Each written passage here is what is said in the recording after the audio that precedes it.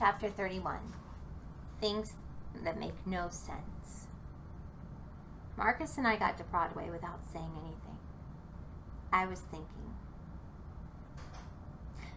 I thought of a question for you, I said finally. Okay. Let's say I build a time machine. I waited to see if he would laugh at this, but he just nodded and looked thoughtful. And let's say I decide I want to go back to last Wednesday. Let's say I want to go to the movies while the other me is still in school. Okay. I exhaled a big white cloud. I won't get to last Wednesday until after I leave, right? I mean, I won't know if I'm really going to get there until I actually get there.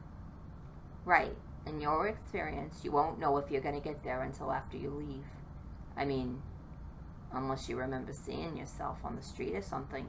Or we could go ask the ticket guy at the movies. He was serious. What? At the movie theater. Which one are you planning on going to? Because we could ask the ticket guy if you were there. Then we'll know whether or not you're going to get there. But I haven't left. I haven't even left yet. I haven't even built a time machine. So it doesn't matter when you leave. It just matters whether or not you get there. Wait, I take that back. It does matter when you leave, because if you don't leave for 50 years, even if you were there, the ticket guy probably won't recognize you. What are you talking about? Well, let's just say you finish your time machine in 50 years. You'll be 62, I said. We were across the street from the school waiting for the green light. I could see kids coming from every direction, all bundled up in hats and scarves. Okay, let's say you're 62 and you climb into your time machine and you go back to last Wednesday, December whatever, 1978, and you go to the movie theater. The ticket guy would see a 62-year-old woman, right? Right, I said. So far, everything made sense. So if we went over to the theater today and asked him whether he saw you there last Wednesday, he'd say no. Because his common sense would tell him that you can't be that 62-year-old woman and she can't be you. Get it? I shook my head. If we asked today, he couldn't have seen me anyway, because I wouldn't have been there yet, because I haven't gone back yet. Duh, said a voice behind us. It's really not all that complicated.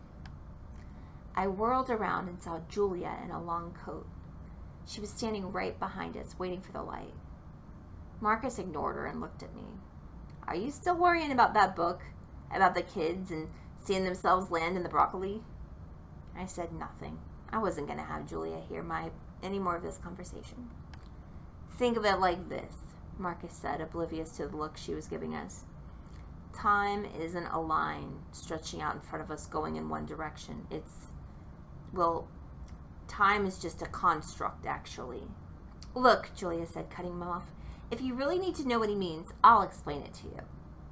Oh, this should be good, I thought. Julia is going to explain the nature of time. I turned around and looked at her. Fine, go ahead. She pulled off one of her gloves. They were these beautiful, fuzzy, pale yellow gloves, and she yanked a ring from her finger. I think of it like this, she said, holding up the ring. It was gold, studded all the way around with... Are those diamonds? I said. Diamond chips, she shrugged. Look, it's like every moment in time is a diamond sitting on a ring. Pretend the ring is a really, really big ring with diamonds all around, and each diamond is just one moment. Got it? Marcus was silent, just looking at her. I laughed. Time is a diamond ring, I said. Oh, that explains everything. Thanks. Would you shut up and listen? If you figured out a way to bring yourself to another time, probably through some sort of teleportation, you would be somehow recreating your atoms. Really not physically moving them. I'm guessing that would be tricky. Can we not worry about that part right now? I said. I'm freezing. We were still standing across the street from school, even though the light had changed once already and then gone back to red. Okay, put it this way. We're kind of jumping from diamond to diamond, like in cartoons where someone is running on a barrel trying to stay on top. We have to keep moving. There's no choice. Oh, so now we're in a cartoon on a barrel. She sighed and shook her head. Okay, forget that. Let's stick with this ring. And she held it up again. Let's say we're here.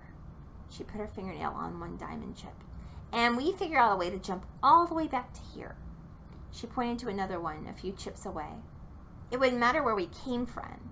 If we're on that chip, we're at that moment. It doesn't matter whether we came from the chip behind it or 10 chips ahead of it. If we're there, we're there. Get it? No, I don't get it, because what you're saying makes absolutely no... I do, Marcus said quietly. I get it. I know what she means. Thank you, Julia said. I'm glad someone here has a brain. And she stomped off through the red light while Marcus stared after her. I turned to him. So you're saying this diamond chip is just sitting there minding its own business, and then suddenly a bunch of kids land in the diamond chip's broccoli patch? Marcus's face lit up. Stop, I see your problem.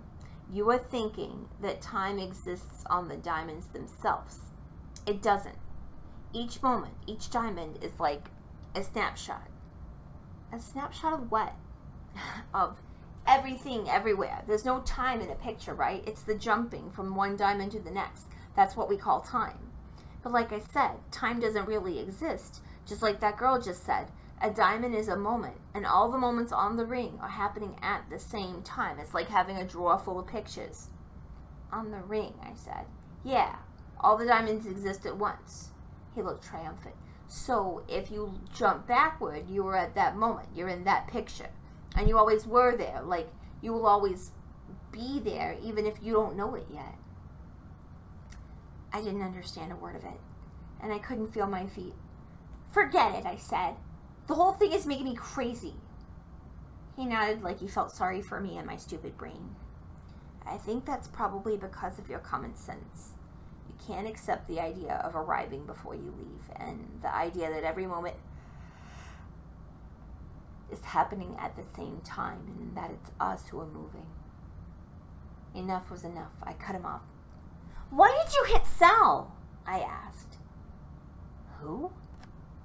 He asked, completely mystified, as if I had just changed the subject from something very normal to something completely insane instead of the other way around. My friend Sal, you punched him in the stomach for no reason in front of the garage, and then you hit him in the face. He nodded. Yeah, he said, that's right, but no, there was a reason. That's bull. I know he never did anything to you. I'd started to really shiver, even with my hands stuffed in my pockets and Mom's scarf wrapped around my head. I did hit him for a reason, he said. What you're talking about is a justification.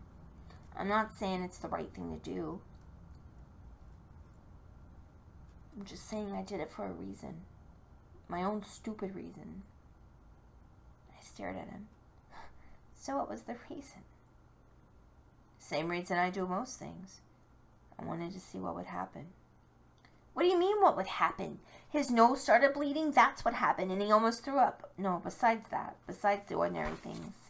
He tapped one toe of his shoe on the sidewalk. It was dumb, really dumb. And what? And did anything happen besides the ordinary things? He shook his head. No, not that I could tell. I was going to tell him that he was wrong, that many other things had happened, like Sal closing the door in my face that afternoon and never opening it again. But at that moment, I noticed the laughing man coming down the block behind us. I'd never seen him near school before. He was bent forward, mumbling and watching his feet, with his eyes on the garbage can right next to Marcus. The laughing man didn't notice us standing there until he was practically on top of Marcus. When he finally looked up, he cursed, twisted away, and took off in the other direction, sprinting like he was running a race. We watched him rush all the way back to Broadway and disappear around the corner. That was weird, I said. Yeah, Marcus agreed, and it's the second time it's happened.